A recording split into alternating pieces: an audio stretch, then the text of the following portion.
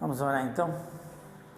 Senhor, eu agradeço mais uma vez por mais esse dia que o Senhor fez para a gente poder viver conforme a sua vontade, para a gente poder reconhecer o Senhor em todos os nossos caminhos, para a gente poder aprender com o Senhor e dessa maneira ser transformado, para que a gente possa refletir cada vez mais Cristo em nossas vidas.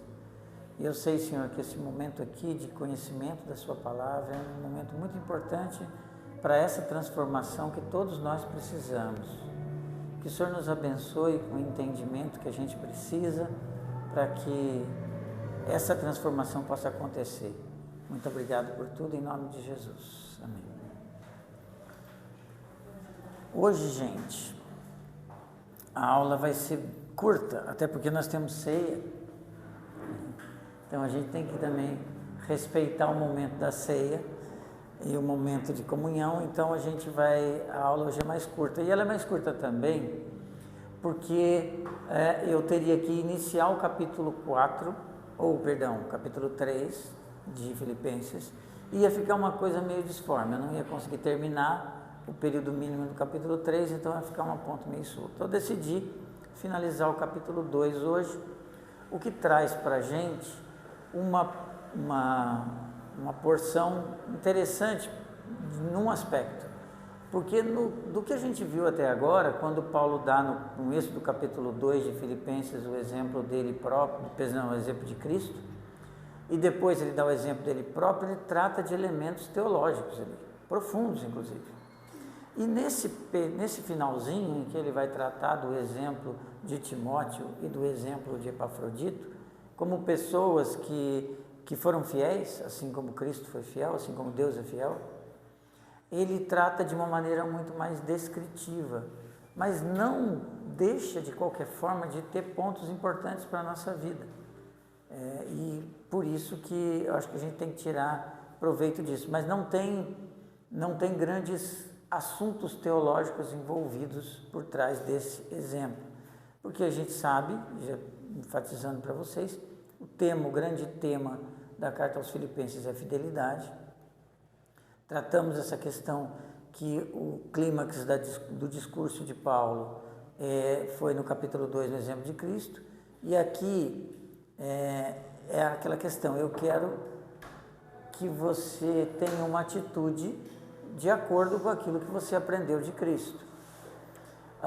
Esse é o contexto que eu já tinha passado para vocês num gráfico sobre os problemas que envolviam a igreja de Filipos, e a gente já usou o exemplo de Paulo preso, já usou vários exemplos aqui no estudo dessa carta de coisas que ele tratou ligados a esse ponto. Quer dizer, tudo aquilo que eles sofriam conspirava para que eles de alguma maneira abandonassem totalmente a fé, ou eles começassem a viver de uma forma distante da fé. E isso aqui é uma coisa que, imagina o seguinte, o mesmo apóstolo Paulo que escreveu essa carta foi quem escreveu Gálatas 2:20. Se você ler Gálatas 2:20, está escrito assim: fui crucificado com Cristo, assim já não sou eu quem vive, mas Cristo vive em mim. A vida que vivo no corpo, vivo pela fé no Filho de Deus que me amou e se entregou por mim.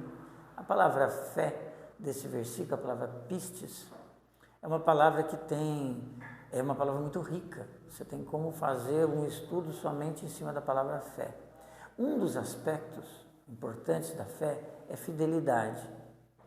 E quando às vezes você lê o texto de esse Gálatas 2:20 e você vê que Paulo diz o seguinte, isso que eu digo, vivo pela fé no Filho de Deus, é interessante se você pegar essa palavra fé e substituir pela palavra fidelidade.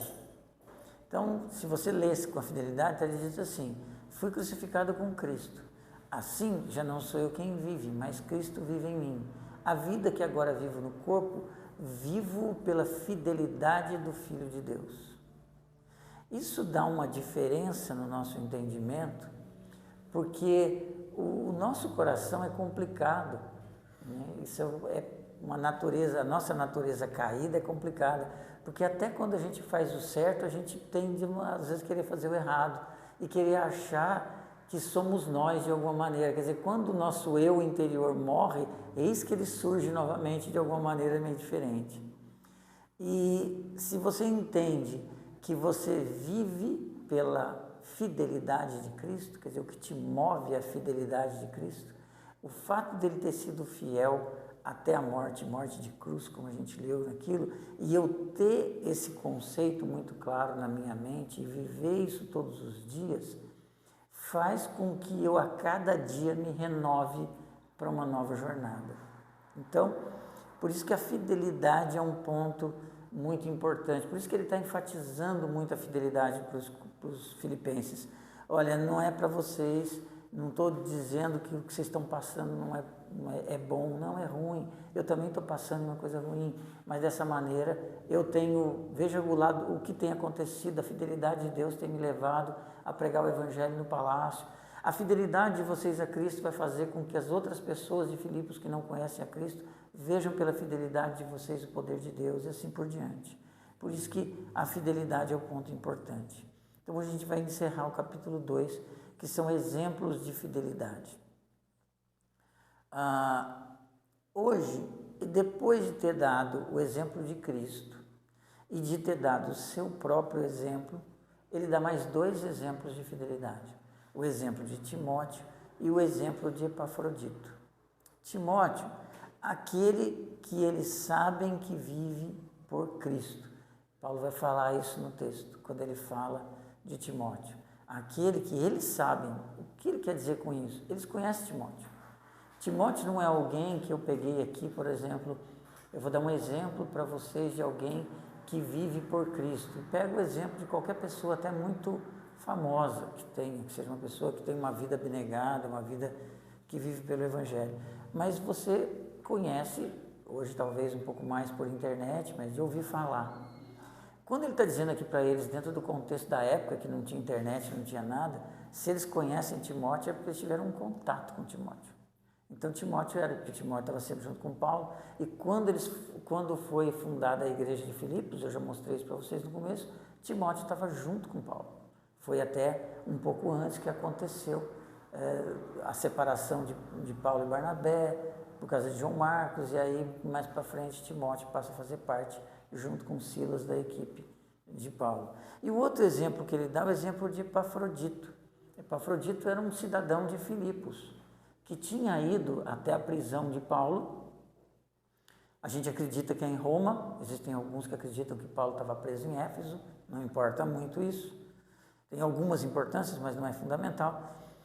Epafrodito ele saiu então de Filipos, de uma igreja pobre, para levar ofertas para Paulo, para o ministério de Paulo. Quem é Epafrodito? Aquele que mesmo em seu sofrimento por Cristo não deixou de fazer a obra. Mesmo sendo uma pessoa que vivia na cidade de Filipos, que vivia perseguição, que provavelmente vivia com restrições materiais, com tudo aquilo que as pessoas viviam, ele não deixou de fazer a obra por causa disso. Por isso que são exemplos simples, sem fundamento teológico, mas que falam muito por nós. Se alguém der o exemplo nosso para qualquer pessoa, será que alguém vai poder dar o exemplo nosso e poder dizer o seguinte: olha, eu estou dando um exemplo de tal pessoa, porque vocês sabem que ele é uma pessoa que vive por Cristo e busca sempre o interesse dos outros. Será que as pessoas podem falar isso da gente? Ou será que a gente é caracterizado por sermos pessoas que buscam somente os nossos interesses?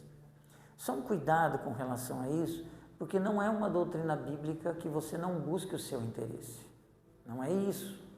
Não é uma doutrina da autonegação não é isso. É que você busque os seus interesses, mas que você busque os seus interesses partilhando os seus interesses com os interesses dos outros. E que os seus interesses não estejam acima dos interesses dos outros. Que você esteja disposto a abrir mão dos seus interesses pelo bem dos outros e assim por diante.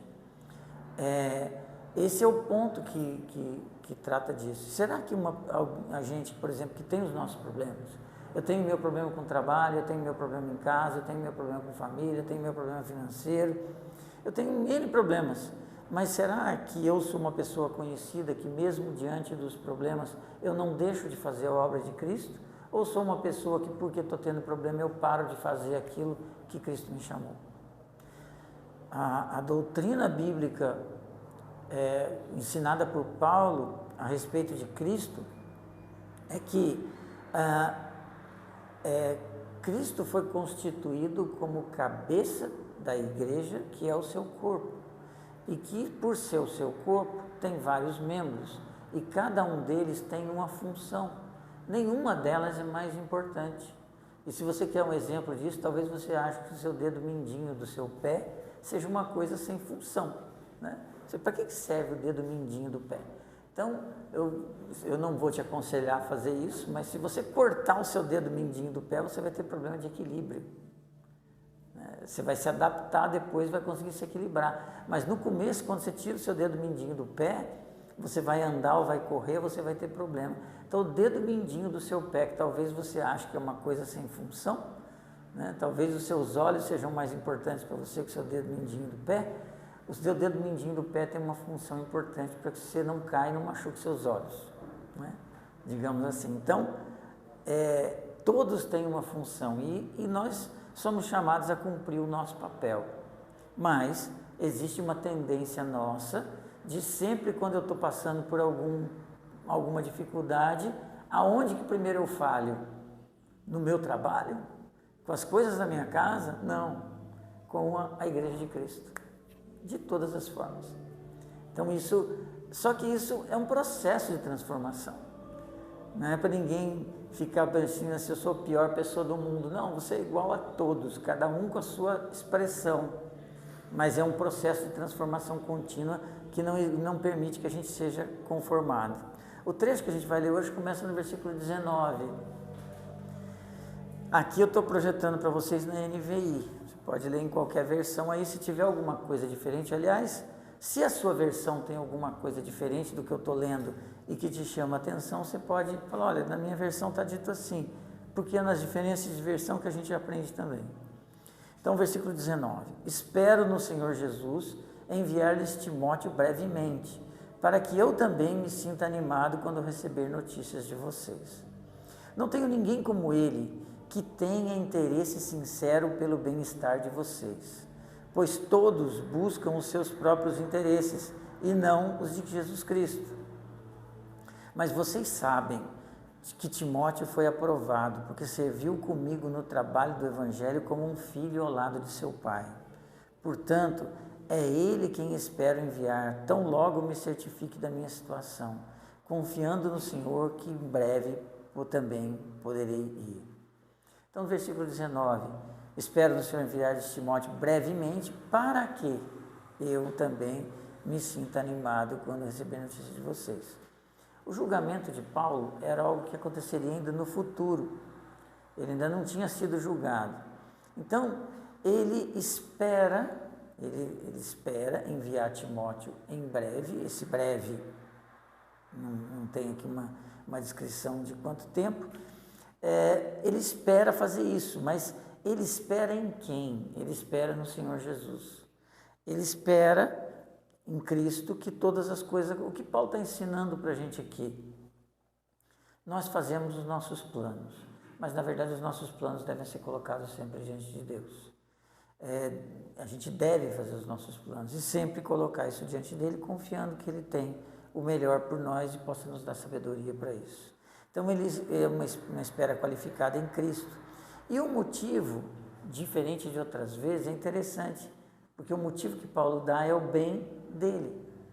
Porque ele diz, para que eu me sinta animado. Então, ele traz para ele dá um exemplo dele, quando receber notícia de vocês. Você fala, então não é um egoísmo de Paulo? De maneira nenhuma.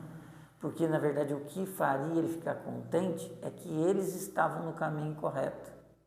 Então, é a alegria de ver a obra de Deus sendo cumprida. Mas ele não deixou de buscar o bem dele, mas o bem dele estava atrelado ao bem do outro. No 20 e no 21, ele diz o seguinte: não tenho ninguém como ele, que tenha interesse sincero pelo bem-estar de vocês. No 21, pois todos buscam o seu próprio interesse e não de Jesus Cristo. Então, existe aqui um pois explicativo, tá? Existe um pois explicativo. E existe no original um pois também no versículo 20. Pois não tenho ninguém como ele, pois todos buscam seus próprios interesses. Então, Paulo não tem ninguém que tenha o mesmo pensamento que ele. Lembra que a gente tratou essa questão de mente de Cristo, mentalidade de Cristo, maneira de enxergar as coisas como Cristo? Paulo está dizendo que ele não tem ninguém como Timóteo, que enxergue as coisas como Paulo enxergava, como Cristo enxergava. Então ele não tinha outra pessoa além de Timóteo, não que Timóteo fosse capacitado por qualquer outra qualidade.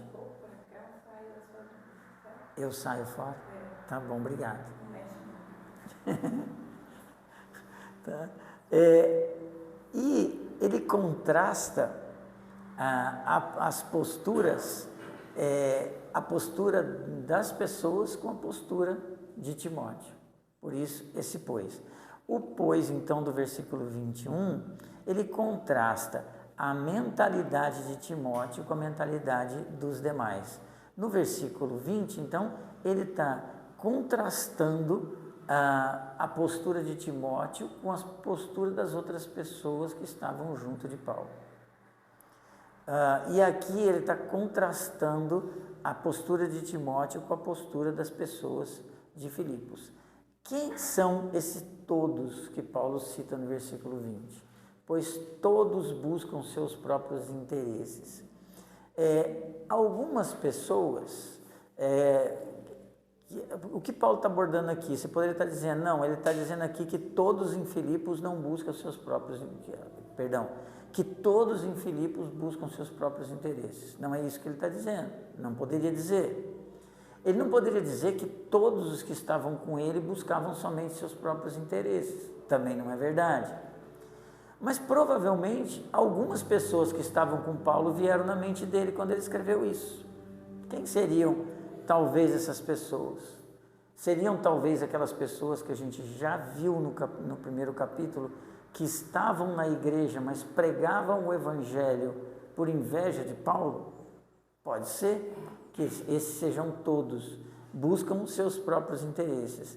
O importante é o contraste que Paulo faz entre uma postura da mentalidade de Cristo e uma postura humana do egoísmo. O egoísmo com o interesse de Cristo. A gente vai tratar isso hoje no culto, porque o culto trata um pouco sobre isso num outro texto que Paulo fala, mas se a gente for olhar para esse algo que tem no nosso interior chamado egoísmo, como o pastor John Piper diz, que é um monstro de muitas cabeças, porque na verdade ele se apresenta nas pessoas das diferentes formas. Aqui Paulo está apresentando um contraste entre esse egoísmo e Jesus Cristo. Aí no 22 ele vai dizer o seguinte: mas vocês sabem que Timóteo foi aprovado, porque serviu comigo no trabalho do evangelho como um filho ao lado do seu pai. Então, eles conheciam Timóteo, como eu já falei para vocês. Ele se identificava com eles. E aí eu queria que vocês lessem para mim 2 Coríntios capítulo 8, versículo 2. Alguém pode ler para mim? 2 Coríntios capítulo 8, versículo 2.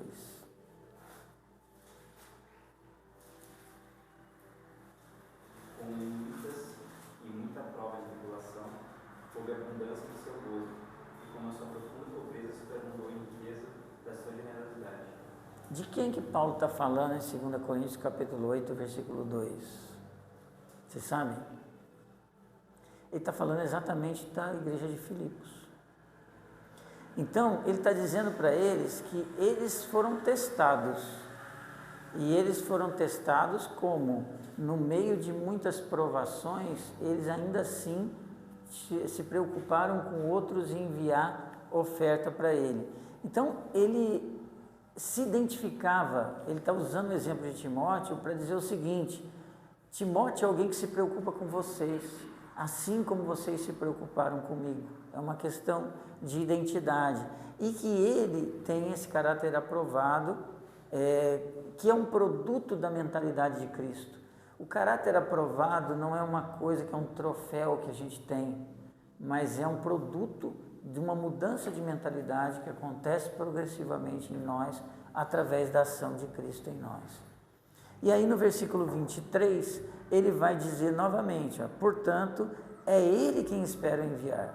Então no 23, de novo, ele vai dizer que vai em breve, porque ele diz, tão logo me certifique da minha situação. E no 24, confiando no Senhor, que em breve também poderei ir. Então ele manifesta de novo o desejo dele estar com eles. E ele já tinha falado lá atrás, que ele estava convencido de que realmente isso aconteceria. A partir do 25, ele vai dar o exemplo de Epafrodito. E aí ele diz, contudo, penso que será necessário enviar-lhes de volta Epafrodito, meu irmão, cooperador e companheiro de lutas, mensageiro que vocês enviaram para atender as minhas necessidades. Pois ele tem saudade de todos vocês e está angustiado porque ficaram sabendo que ele esteve doente. De fato, ficou doente e quase morreu, mas Deus teve misericórdia dele, e não somente dele, mas também de mim, para que eu não tivesse tristeza sobre tristeza. Por isso logo enviarei, para que, quando ouvirem novamente, fiquem alegres e eu tenha menos tristeza. E peço que vocês o recebam no Senhor com grande alegria e honrem homens como estes, porque ele quase morreu por amor à causa do Evangelho, arriscando a vida para suprir a ajuda que vocês não me podiam dar. Então, Epafrodito, primeiro, quem está levando a carta aos filipenses de volta para os filipenses? Epafrodito. Ele que vai levar essa carta, né? Vai voltar do 25 ao 27, ele está apresentando o cenário do ponto de vista de Epafrodito. Se você do ponto de vista dele, ele tem saudade, ele está angustiado, ficaram sabendo que ele esteve doente, ele quase morreu, etc. Então ele está apresentando sobre a perspectiva de Epafrodito. Do 28 ao 30, ele apresenta da perspectiva dos filipenses, porque ele diz, olha, eu mandarei para que vocês fiquem alegres, para que fiquem alegres, peço que vocês o recebam, e vocês enviaram para mim algo que vocês não podiam dar. Então, ele apresenta da mesma maneira, da perspectiva deles. E a recomendação tem a ver com a que ele faz, peço que o recebam com grande alegria, honrem homem como este. Por quê? Porque ele deu a vida por causa do Evangelho, então isso tem a ver com a situação deles, eles estão sendo perseguidos, então estão dizendo, olha, esse é um exemplo que vocês devem seguir. Epafrodito colocou em risco a própria vida para poder fazer a obra de Cristo. Se você recordar alguns versículos antes, ele dá o exemplo de Cristo como alguém que deu a própria vida por todos. Então, por isso que essa ligação do exemplo de Epafrodito com os outros. Aqui, quando está falando da própria vida, ele está falando literalmente. Para nós, não existe isso literalmente.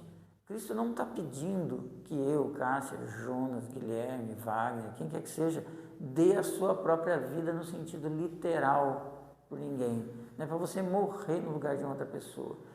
Quando a gente aplica isso na nossa vida, significa a gente agir não simplesmente com o que sobra da nossa vida, mas dando a nossa própria vida. É o exemplo de doação de Cristo.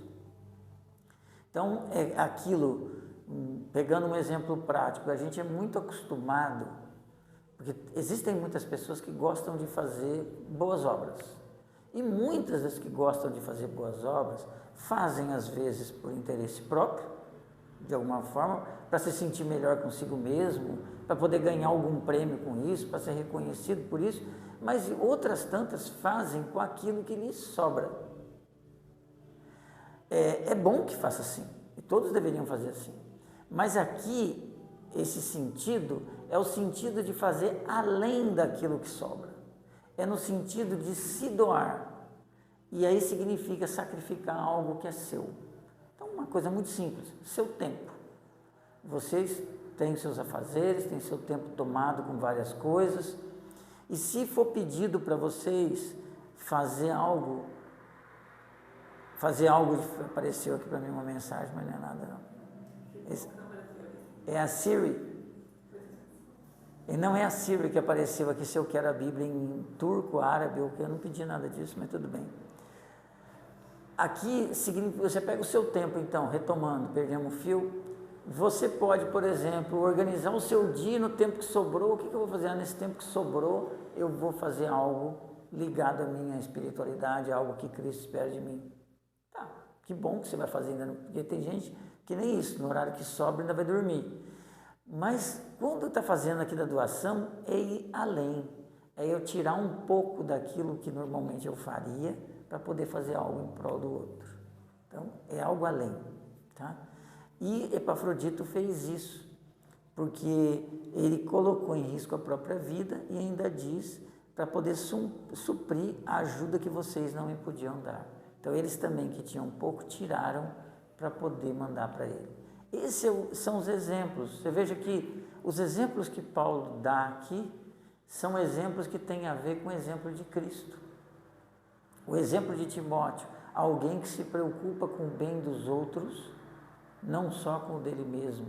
O exemplo de Epafrodito, alguém que coloca em risco a própria vida para poder cumprir a obra de Cristo e suprir a necessidade de alguém que naquele momento, como Paulo, precisava. Esses são os exemplos que ele usa, que tem a ver com a situação deles. Olha, vocês se animem, vocês estão passando por dificuldades, mas vocês mesmos já fizeram além do que podia.